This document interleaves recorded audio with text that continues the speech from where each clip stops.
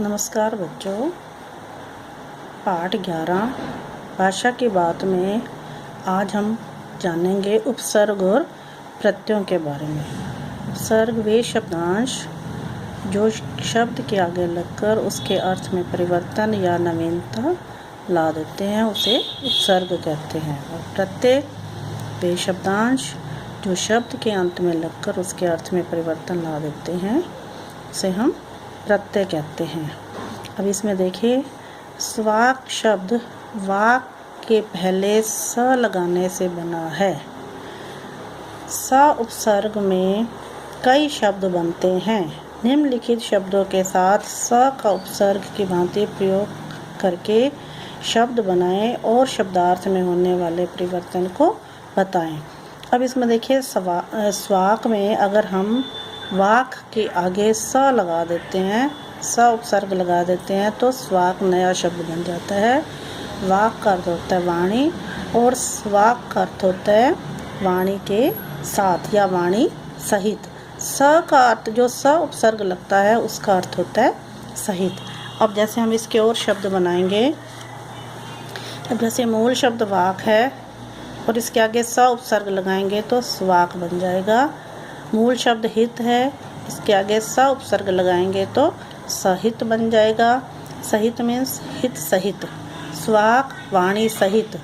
परिवार मूल शब्द है, इसके आगे स उपसर्ग लगाएंगे तो सपरिवार बन जाएगा, परिवार सहित। विनय मूल शब्द है, इसके आगे स उपसर्ग लगाएंगे तो सविनय बन जाएगा, विनय सहित, विनम्रता सहित।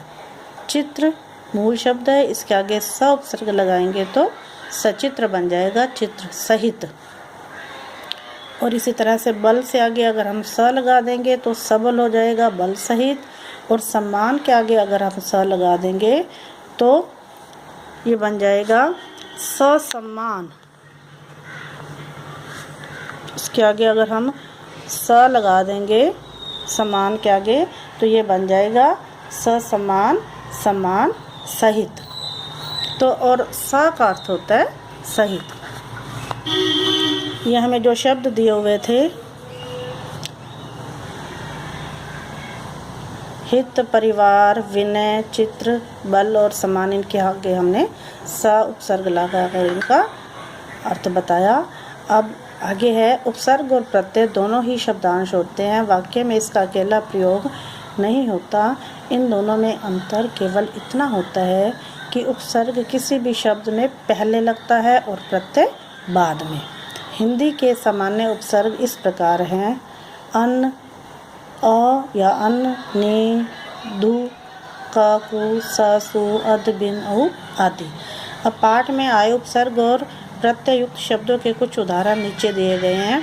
ये कुछ पाठ में आए हुए हैं और उन्होंने कहा है कि हमें इस तरह से 15 उदाहरण उपसर्ग और प्रत्यय के और उसमें से निकालने हैं। अब जैसे मूल शब्द वाक है, उसके आगे स उपसर्ग लगा, प्रत्यय इसमें कोई नहीं है, तो ये शब्द बन जाएगा नया स्वाक। इस तरह से लोचना मूल शब्द है, अगर हम इसके आगे सु उपसर्ग लगा देंगे तो सुलोचना नया शब्द बन जाएगा।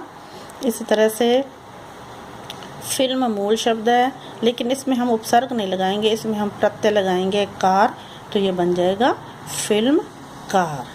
इस तरह से कामयाब ये मूल शब्द है, इसके पीछे अगर हम ई प्रत्यय लगाएंगे तो बड़ी ई लगाएंगे, ये बड़ी ई है, तो ये बन जाएगा कामयाबी। ई जो इसके बाद वाली मात्रा होती है। तो इसी प्रकार के 15-15 उदाहरण खोज कर लिखिए और अपने सहपाठियों को दिखाइए। बेटा आपने भी ऐसे ही करना है कि इस पाठ में से ढूंढ के आपने 15 उपसर्ग और प्रत्यय टोटल दोनों ही मिला के 15 शब्द आपने ऐसे उदाहरण खोजने हैं और फिर हम इसको बाद में क्लास में डिस्कस करेंगे।